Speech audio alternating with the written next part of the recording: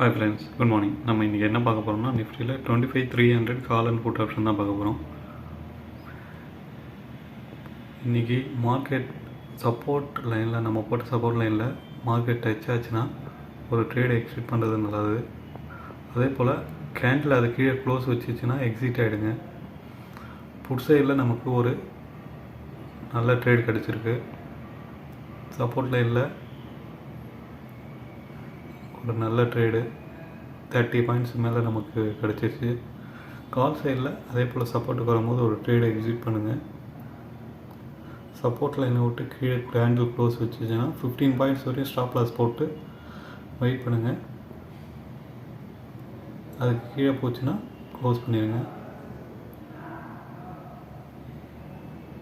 Market ஒரு நல்லா கீழே போயிட்டு தான் இருக்குது.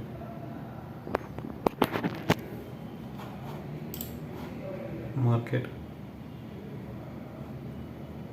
இந்த லைனை கிராஸ் பண்ணிச்சுன்னா இன்னும் நல்லா கீழே போகும். பட் மார்க்கெட் இதை டச் பண்ணிவிட்டு இப்படி வருதா இல்லை இதை பிரேக் பண்ணிட்டு கீழே வருதான்றதை பார்ப்போம்.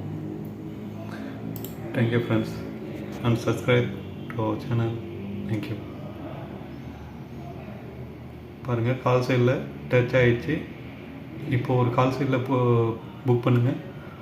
ஒரு ப்ராஃபிட் நல்ல சான்சஸ் இருக்குது.